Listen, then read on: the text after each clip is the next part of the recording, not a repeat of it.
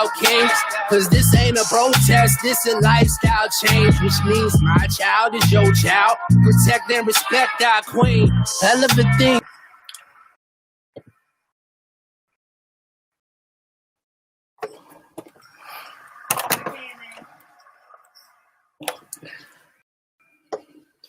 All right, what's good with it, folks? What's the deal, man? Welcome back to the world, man. I appreciate y'all. Glad you made it. Welcome to Let's Go Live. Hey, I've been troubleshooting with the corporate office all day, and I was trying to play that video right there. I don't know, I couldn't hear it. I had two other windows open on two other devices. I still couldn't hear the music. I was trying to play my man Black Boo's song with Steve Roy. We're gonna get it right though. Thumbs up if you can hear me. Thumbs up if you can hear me. Welcome to the program. Let's go live. Let's go. Man, it's shout out to you and yours.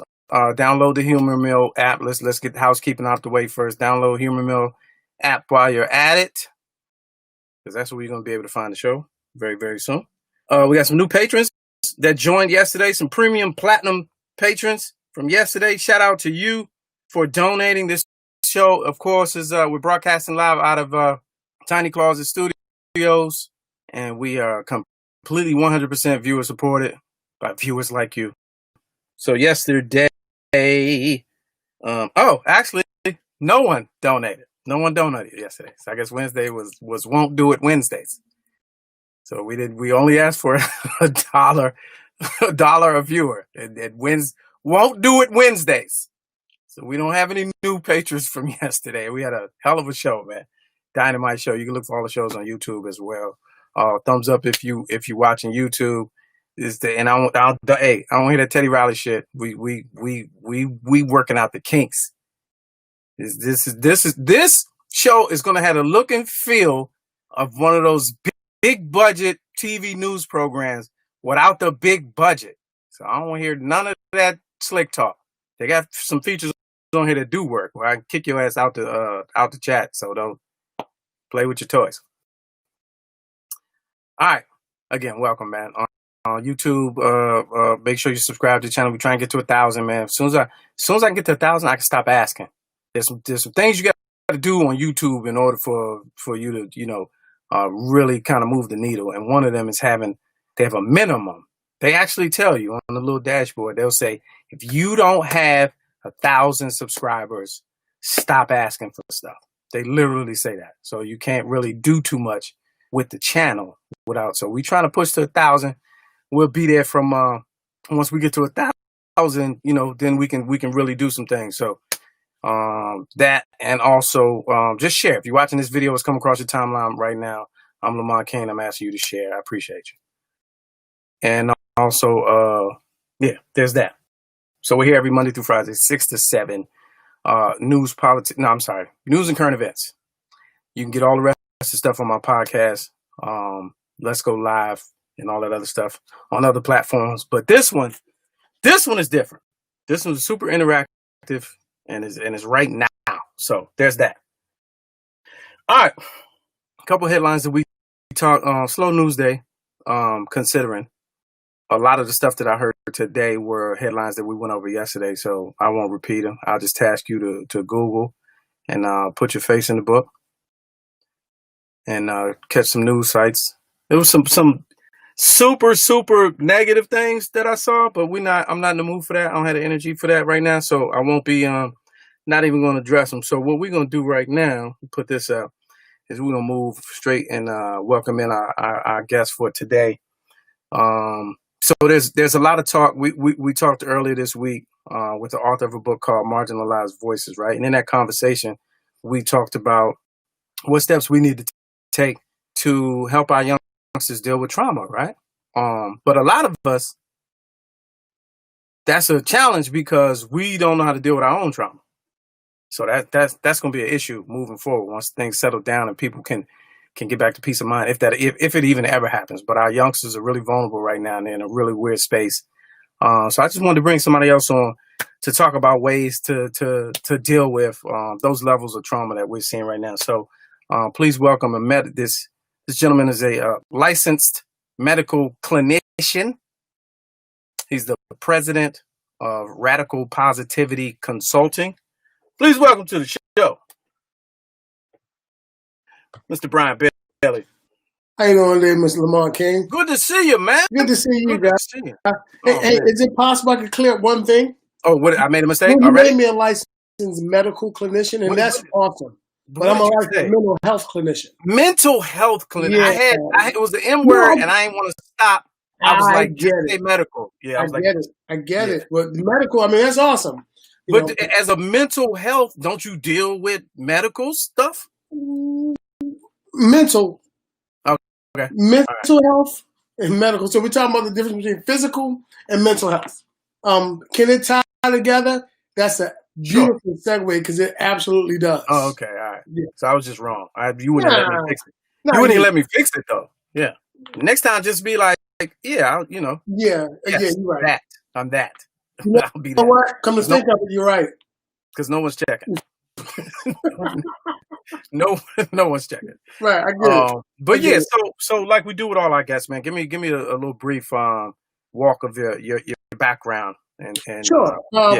As you mentioned, I am the founder and CEO of Radical Positivity Consulting, which is a consulting firm that provides therapeutic support to agencies in the metropolitan area, and that supports the look of that is aiding agencies to develop therapeutic programs and curriculums, how to train adults to work with youth and young adults, how to help them build intervention strategies that can focus on youth who are diagnosed with serious emotional disorders. And the consulting firm grew out of a nonprofit organization that I started in 2000 called Positive Nature. And Positive Nature provided direct support services to children who were diagnosed with serious emotional disorders. What happened is that we were located in the District of Columbia.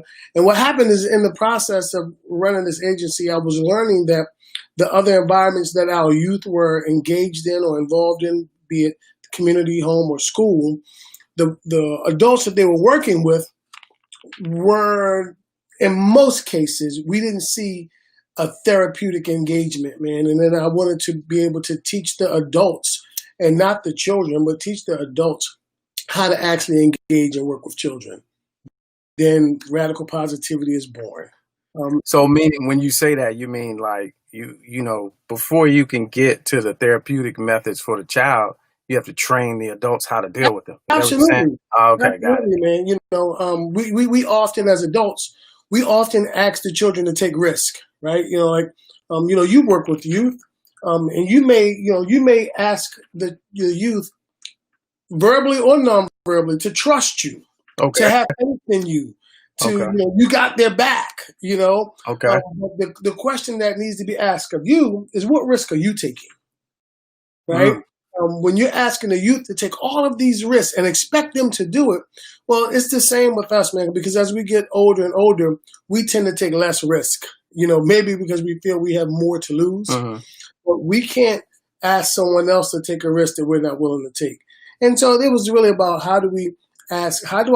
Lamont to put his glass out and let me pour some new skills in it. You don't want to do it.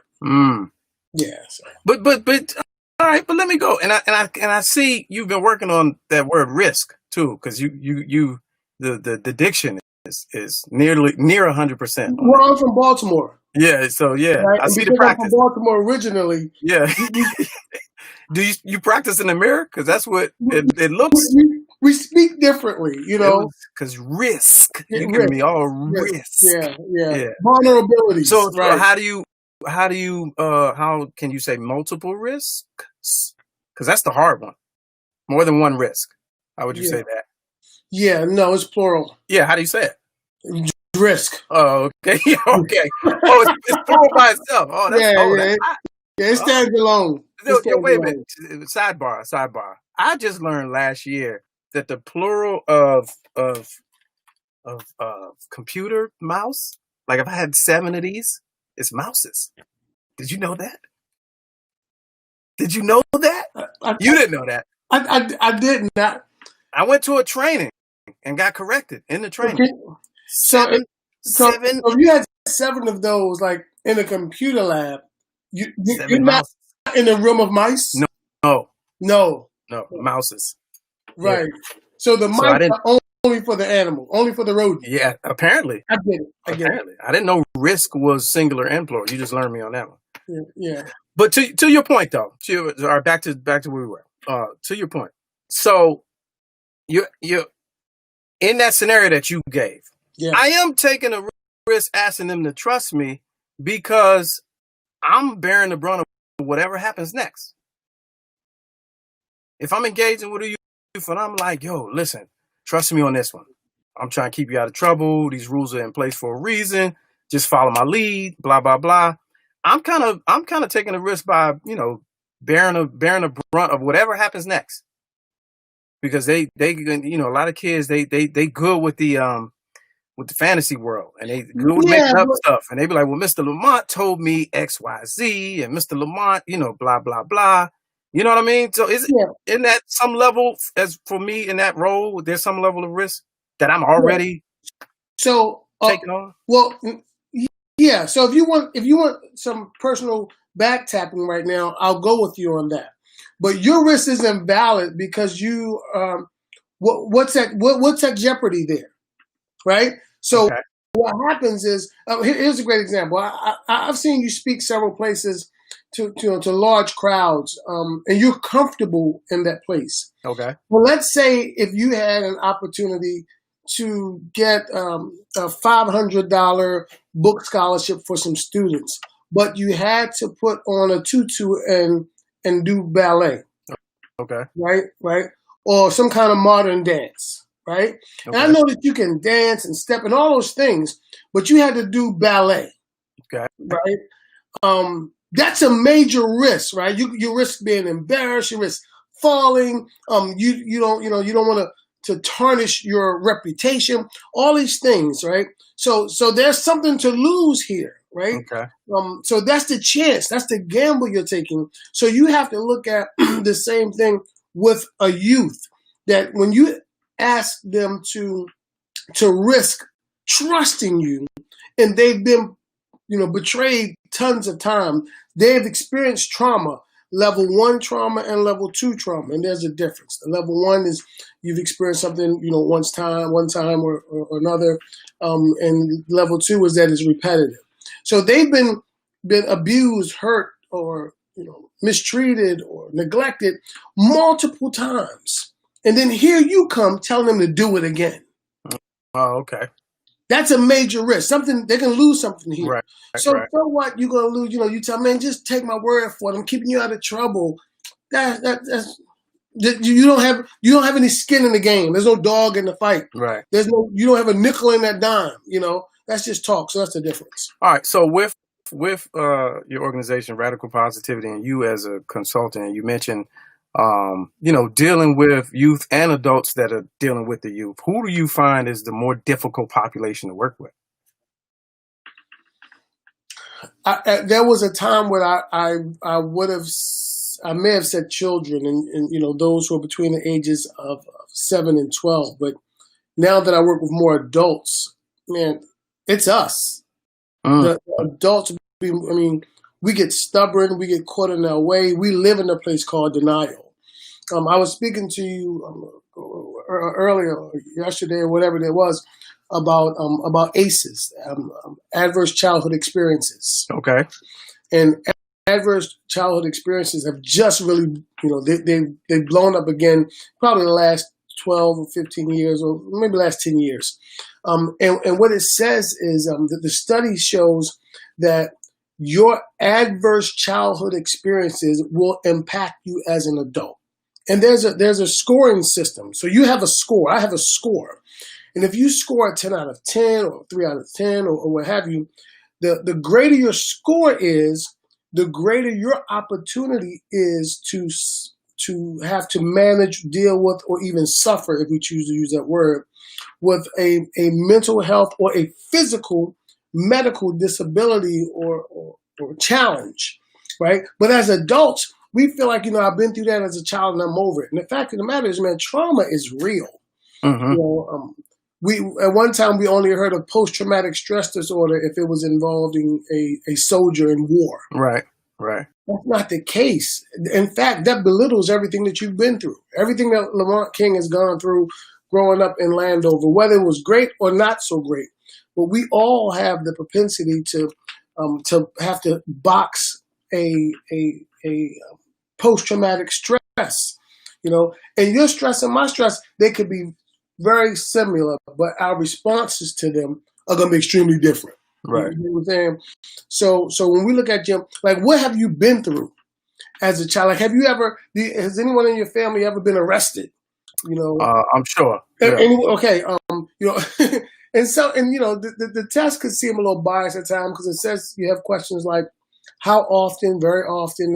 It's a Likert scale, but how often, somewhat often, very often have you been?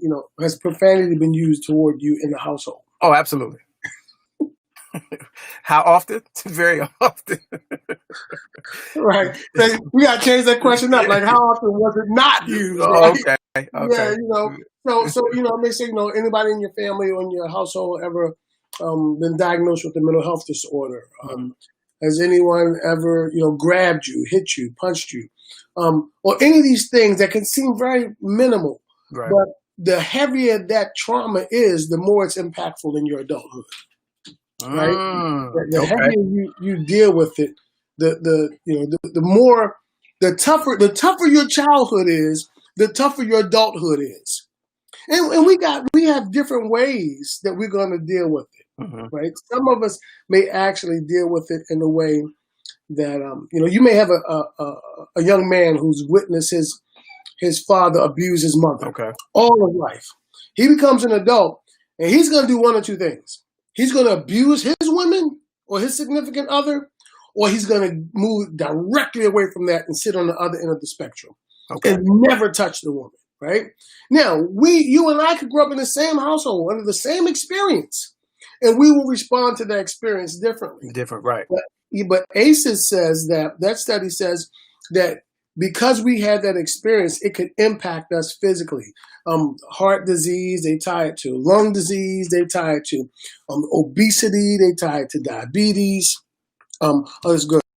They tie it to so many different physical, medical issues, man. That trauma is real. And what's wild about that is Dick Gregory used to talk about that all the time. He used to say stress was the number one killer of Black people, and he was very general with that explanation. But then he would go into it, and he was like, "You got to think about all the things we have to deal with, and then in turn they affect us physically, and we don't even know it." Yeah, like there's reasons why you overeat. Yeah. There's reasons why you drink and self-medicate and fall out from exhaustion and headaches and aneurysms and all of that because of the trauma that we deal with.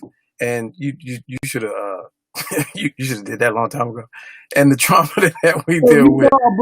No, but we're like we're watching you. It's not a phone call. Like we see you. Yeah, I just said process that. Yeah. Because we're comfortable. Because you're comfortable. Because your show made me comfortable. That's the goal. I thought that was your show made me comfortable. That was the goal. But so that's real, and I don't think people really put those two things together. Man, it's amazing you just said that, Lamont, because you just sat there and you would think that you are also a mental health clinician. The things you mentioned are the direct responses to ACEs.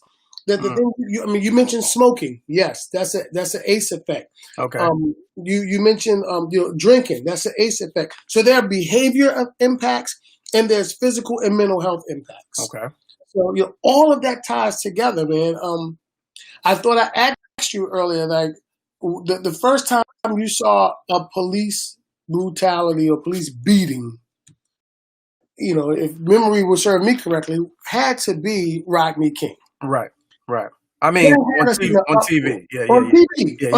On TV, right? Where the whole world saw it. Right. Now you've probably seen some other things growing up, as a youth or your neighborhood or what have you.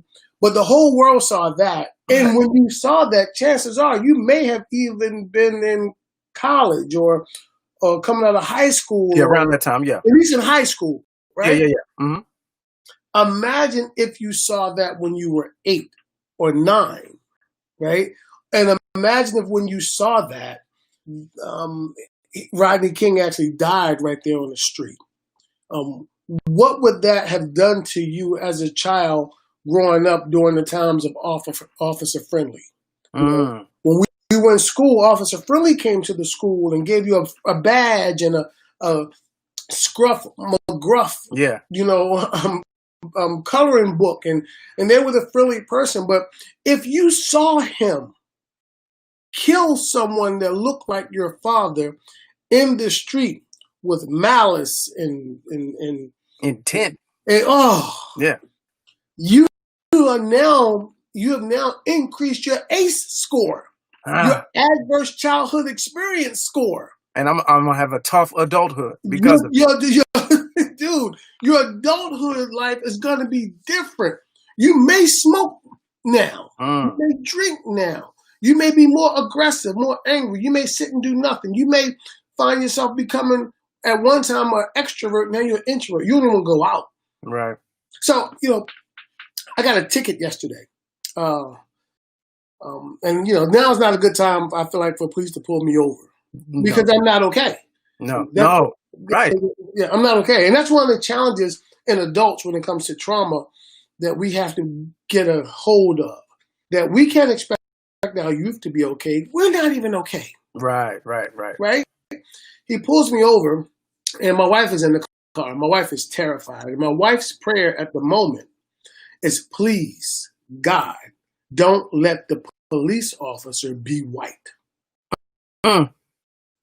That's her place, right? Please, God, don't let the police officer be white, right? And her fear is not what he's going to do to me. Her fear is, what am I going to say or do to provoke him to do something else? Trauma. We're talking about trauma now. Yeah. Trauma.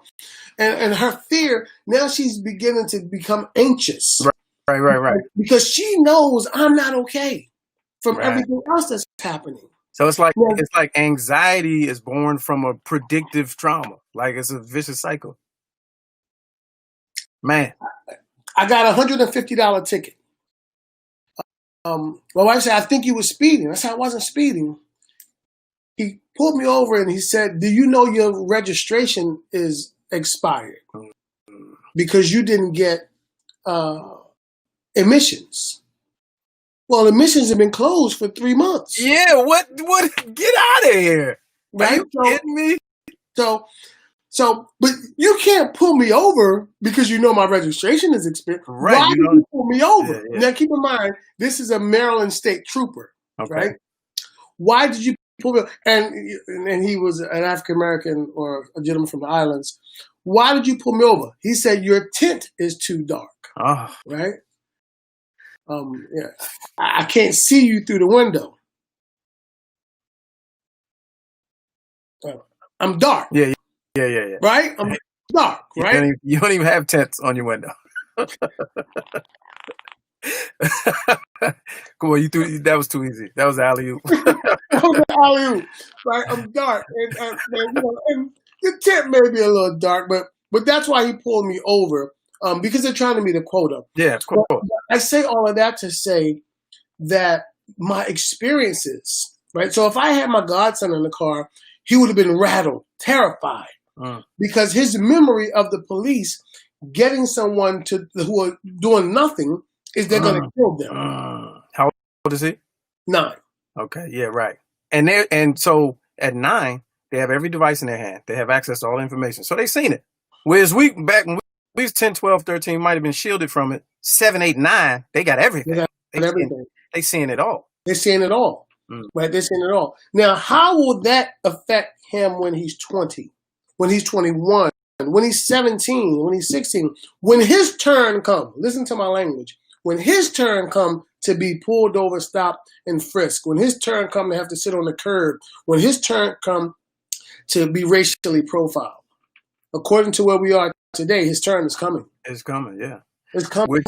If you're just tuning in, Let's Go Live with Lamont King. We're talking with Brian Bailey, who's a licensed mental health clinician, president of Radical Positivity Consulting, and we're talking about trauma and how to deal with, in these current times. Now, staying on that, we're talking about ACEs. We're talking about youth trauma that turns into bad adult behavior or habits or whatever have you. Can, even in your example that you just gave, does it help that you're an adult dealing with that level of trauma because your experience, you can process, you have, a higher intellectual capability than a child? Like, does it help, or is it hurt because of those things? Because I know what could happen, it's even worse. It's like, which trauma in the ACEs model is more of a controllable scenario? Wow, that's an awesome question. That's an awesome question. Each individual will be different, right? Because you're going to handle your anxiety and your stress in a complete different way. Some people are going to, go jogging, are going to run. Some people are going to drink and smoke. Some people are going to, cocoon. So the difference though with the adults and the children is that we have a bigger platform to kind of navigate through interventions to handle it. Okay. And the children, they don't. In fact, they're watching you. Right. Watching how you handle it. They're watching how you, are you the enough is enough person? Right. Are you the burn it down person? Right. Are you the, the white man is this person? They're watching how you're going to handle it. Yeah. Based on how you handle it will determine how they handle it. And the problem there is most adults, we're scared we got to take the Band-Aid off, pull the covers away. And, why? Lamont, you're not okay. No. If you tell me you're okay, you're a bona fide liar. Oh, no, absolutely not. Right. I've been unwell. That's right. I have been unwell. Right. You've been unwell, man. And the tough part about that is, in not being okay, what do you do when you're not okay? Right? What do you do? Because when you're unwell, right, you need to now find treatment for your unwellness. Right. If you can't find medication, you self-medicate. Right. So, and then in finding treatment about your unwellness, the curiosity of our human nature wants to now find out, why am I unwell? Okay. What caused that? And then we find out the cause, the root cause. And I'm not here to focus so much on systematic racism or the system that causes unwellness. I'm trying to say that trauma is real. Right. And if we're going to, give trauma the weight that it should occupy, we're going to have to look at what caused the trauma, man.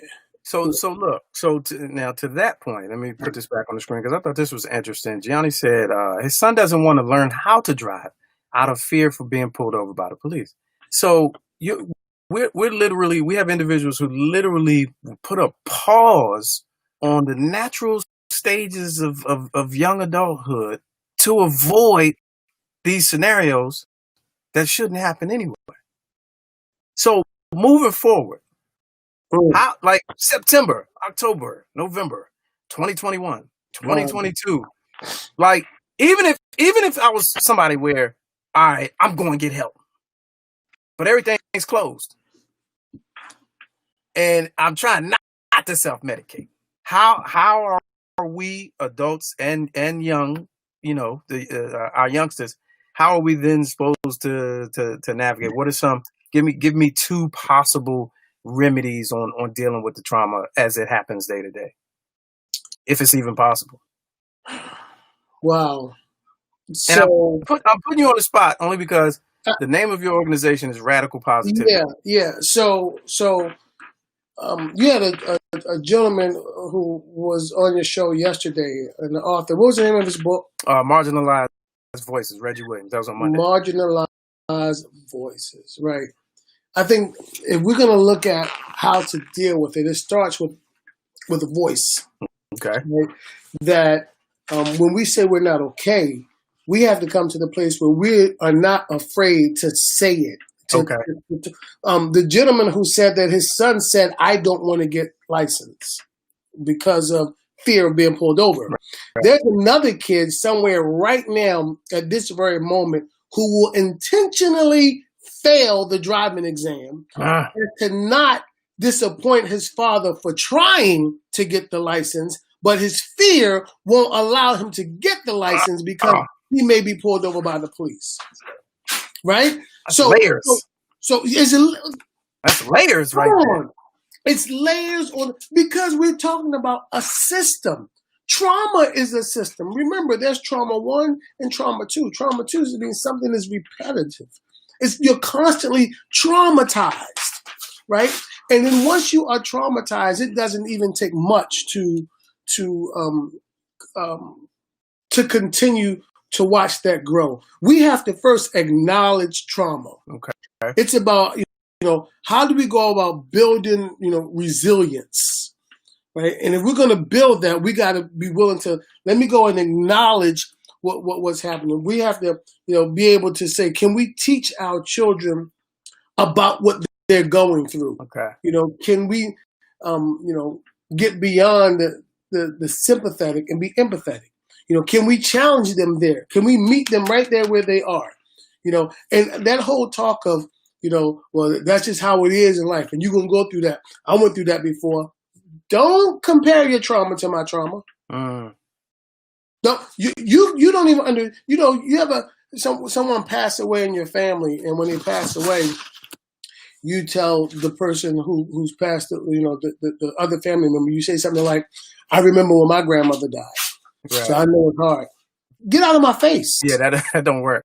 That doesn't work. Now's not the time. My grandmother. Yeah, now's not the time. Now it's not the time. Yeah, right? yeah. Don't tell me that. Your grandmother was a bum compared to my grandmother. Right? So don't try to share my trauma. I was abused in a different way, man. And when we were talking about building, resilience, we have to look at how are we acknowledging it with our children. How are we leaving the door open for them to share with us their truth? Right. Not what they think we want to hear, but their truth of what they're experiencing.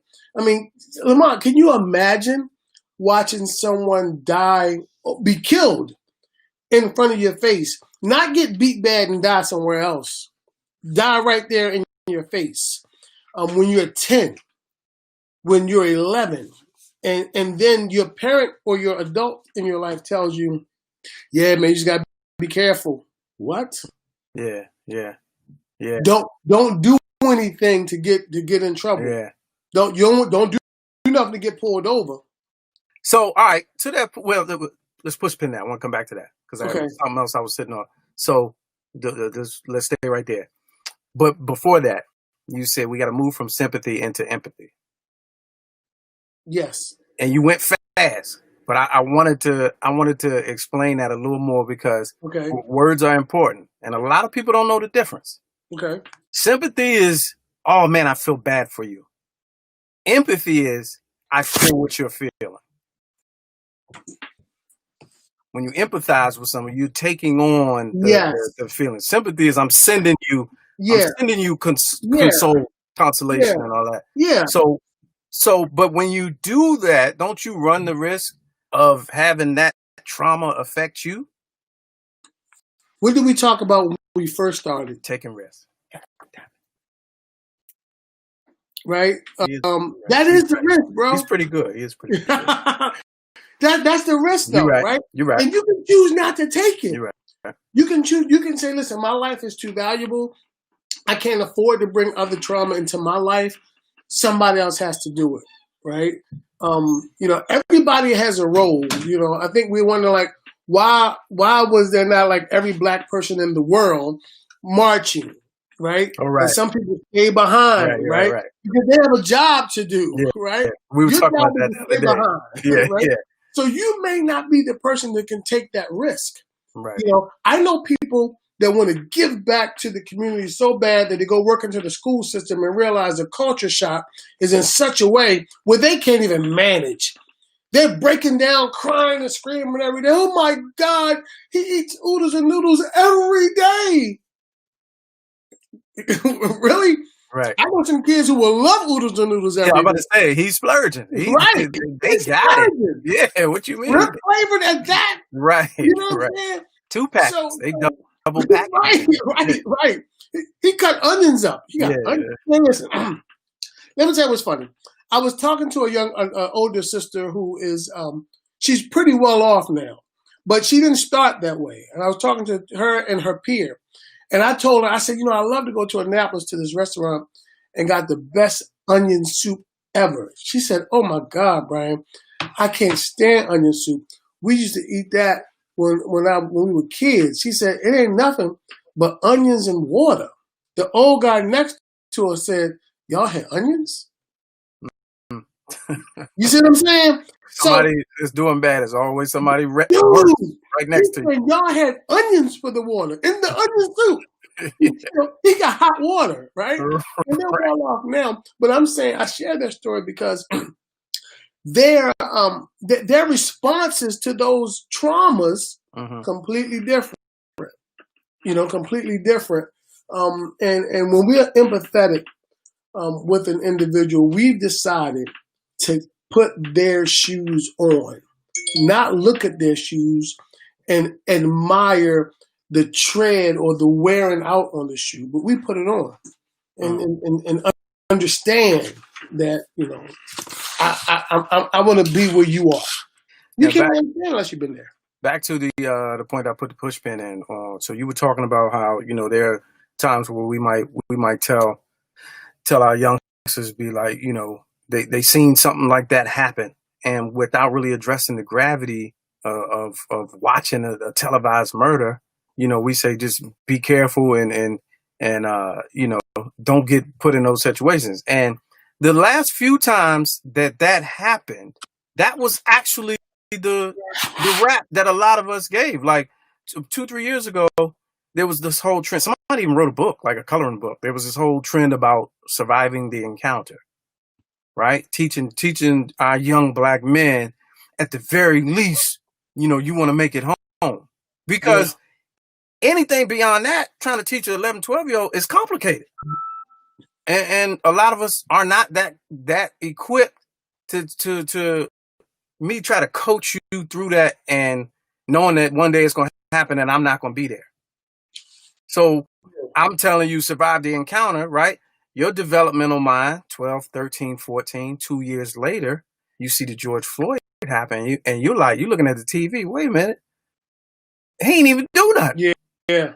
So what's going to happen when we mobbing out, we coming home from school, we 4 deep in the car, blasting music, and we get pulled over, and you talking about, all of the only lesson I got was survive the encounter. However, I know that it doesn't matter what I do. At 15, 16, I don't care who you are. If you're watching this right now, as a Black man, 15, 16, with that mindset, I'm running. Ain't no talking.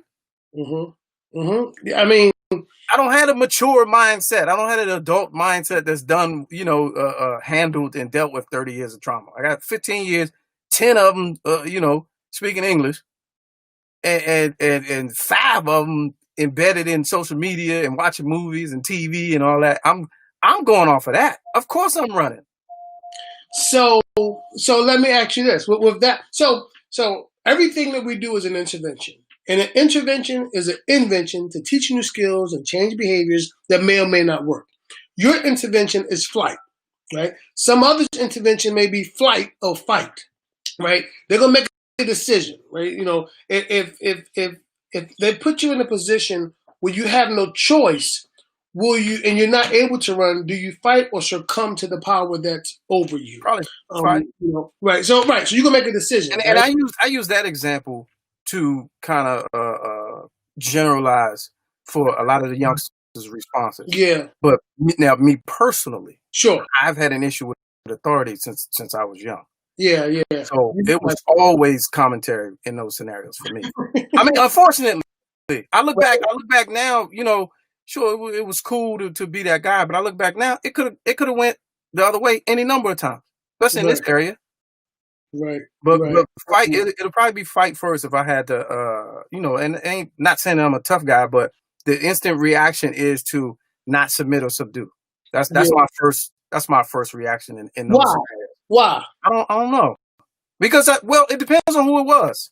Like I said, I had an issue with authority, and in particular, in particular law enforcement when I was young. Why? Because of the things that I saw them do. And at 8, 9, 10 years old, we watching Eyes on the Prize, you know, at the crib on adverse experiences, right? We fall right there, man, and the only way out of that, right? So, and wait a minute, you right on, and like you said, I followed somebody's lead. Yeah. I was following my father's lead because that's how he dealt with him. Yeah. Ooh, awesome. So what your dad taught you, here's a good example. The Katrina storm. Okay. There was a study that was done that showed, and I got to be careful because I don't want anybody to start doing the research on my study, but that was showing that those parents who had resiliency, who were resilient, had kids that were successful and resilient afterwards, right? Who were resilient in that storm. So we had to teach our kids resilience. But those parents who did not, who weren't able to show the resilience, they had kids that were unsuccessful. Your dad poured into you something, whether positive, negative, good, bad, or indifferent, but he poured something into you that made you stand firm on the grounds of, and you're calling it, how did you define what you did? You didn't say you talked back. You had a problem with authority, right? And let's not call it a problem with authority. You felt confident enough not to challenge the authority, but to challenge the motive. Yes. Right? Yeah. Right? Yeah. So your dad taught you to challenge the motive, challenge the motive. Henceforth, you are now, there's a show you have now where you open up a platform to speak clearly, directly the truths that are impacting communities today. That's the same guy that challenged the motives of authority as a child. And you recognize today that that was risky. That could have turned out the other way. Yeah. Right? And chances are you're going to teach your children, and every child that you rear or that you have an impact on their life or that you tutor, mentor, you're going to teach them that kind of resilience. True. Right? And once again, this is your response to your adverse childhood experiences. All right. So conversely, is there a study? Now, who did this ACEs study? Who did this ACE study? So ACE came from, oh God. So, oh God, I can send it to you. Man, you got assistants and producers over there? You got producers and assistants over there? Yeah, my assistant over there, my one producer. Yeah. So I'll tell you who's big now. I don't know where you go now for medical treatment, but if you would pay attention to one of the biggest growing health centers now is Kaiser Permanente. Yes. They're everywhere now, right? They're everywhere now. And they had initially started the study and the research, and then it grew so much that it became the focus for mental health clinicians all over the world. Okay. Because they were able to now tie medical conditions to your mental health. And this thing started. This is about you and I. This was about youth who were going through some trauma, some experiences. So they were trying to figure out the long-term impact of it. You know, and that changed the game greatly. Well, the reason why I asked who came up with it is because if there's an adverse child experience study, then is there the converse to that? Is there a way that you are because of the happy things that happen? Is there a category for that and how you react and deal with that? Because if there is, you should be able to use that to deal with the ace. I love that. I love. Does that exist? Is that a thing? So let's remember this. When ACE began, it was about it's about health. Right. It's about health, right? What's impacting the health of people? You know, what's impacting the health of these communities, of these rich, poor, whatever you want to call it? What's impacting the health? And then they discovered that these things, this study says that the people who are experiencing these things have these kind of health issues. So you're right. If I have a different if I don't have adverse childhood experiences, is it better for my health? Okay. I guarantee you it is. You know, hands on, it is.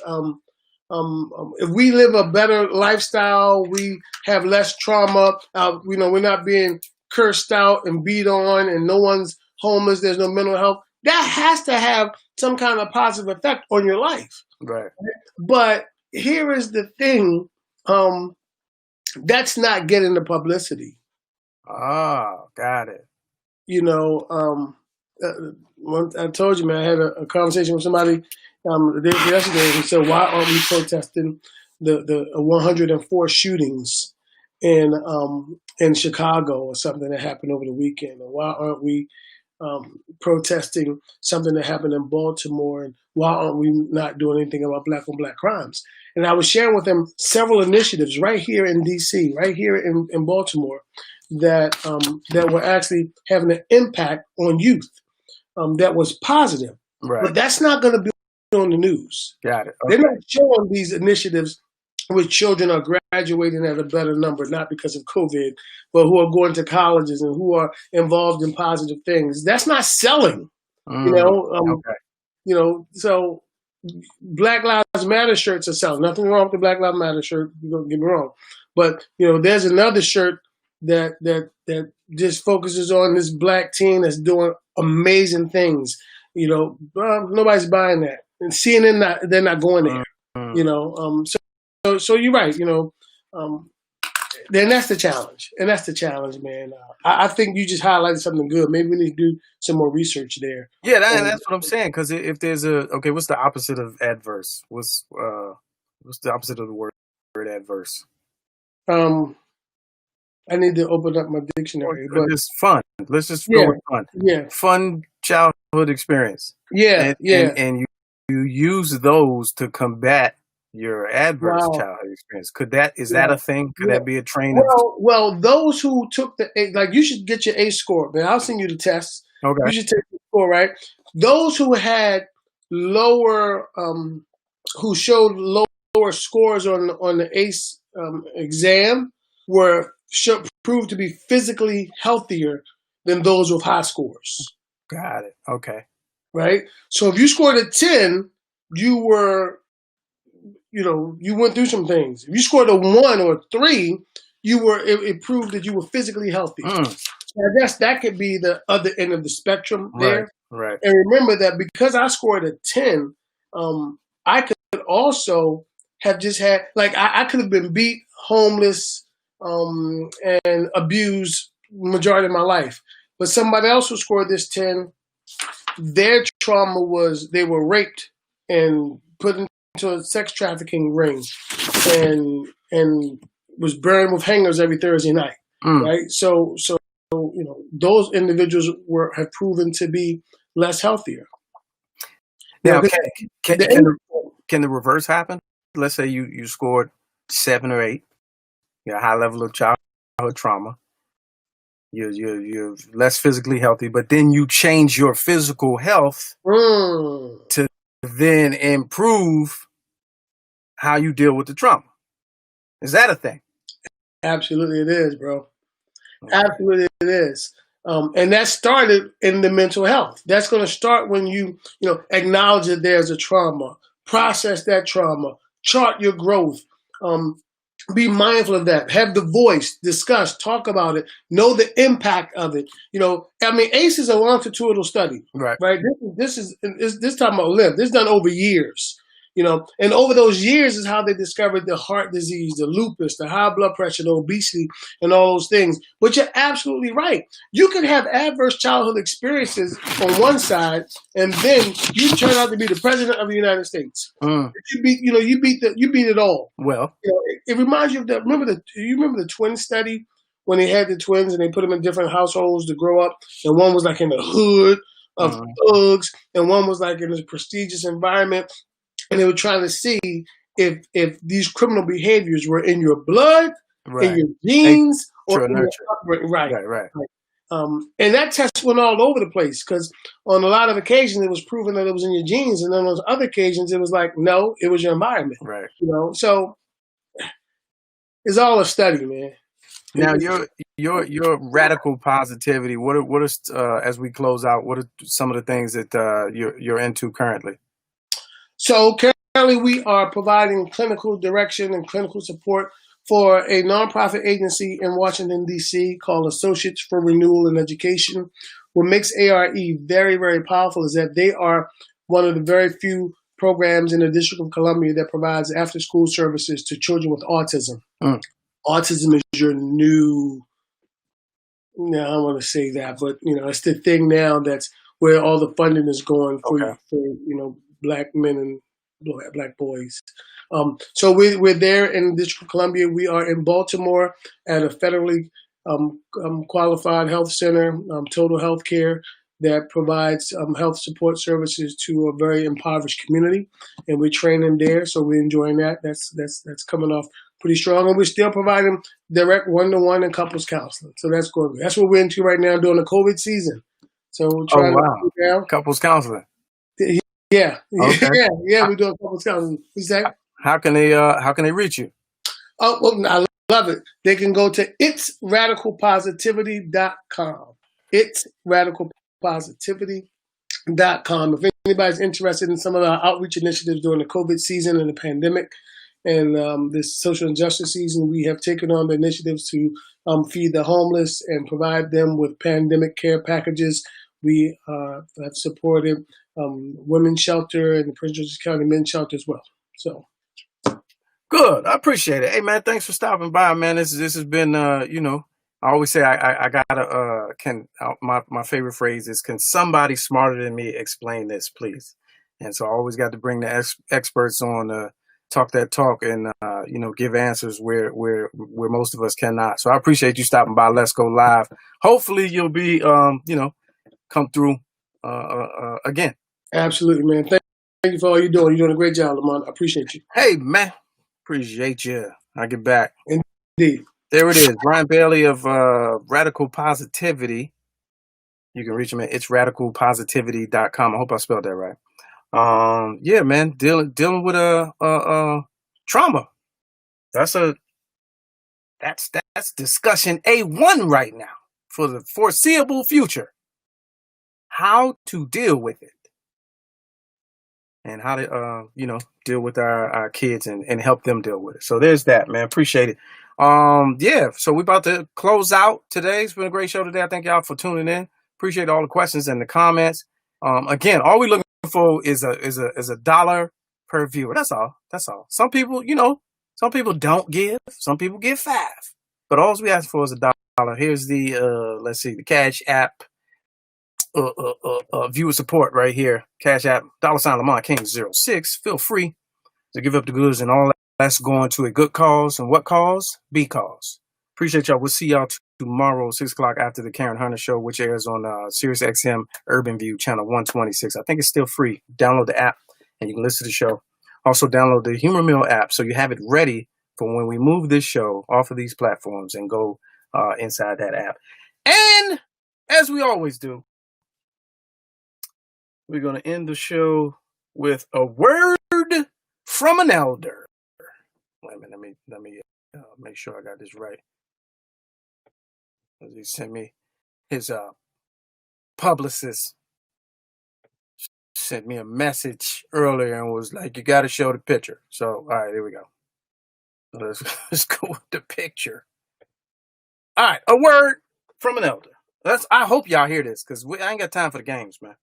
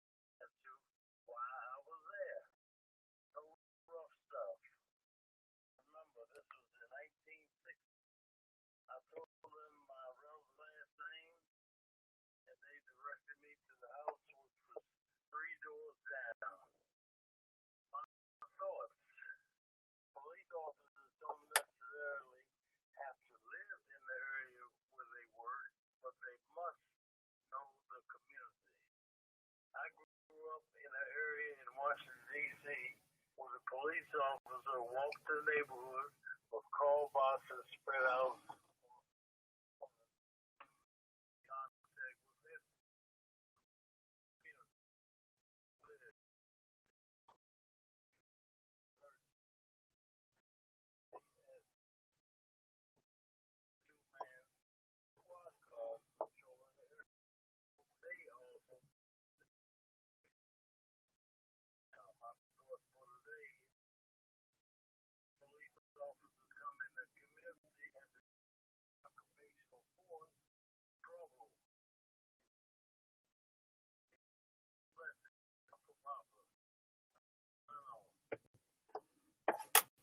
All right, now some of y'all said that y'all couldn't hear it, and then other people said they can hear it. So I really don't understand that. I'm streaming to like 6 destinations right now: YouTube, LinkedIn, Twitter, 2 Facebook pages, and yeah. So some people said they could hear it. I don't know. It worked yesterday. How y'all hear the applause? Wait a minute. Let me do this because y'all playing. I was troubleshooting with these people on for 5 hours today. How y'all hear the applause? Can you hear the applause?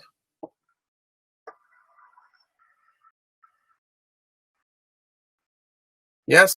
No? Oh, no? All right. We'll figure it out. It don't matter. Still a good show. Repost it and subscribe to the YouTube channel. And we'll see y'all tomorrow, man.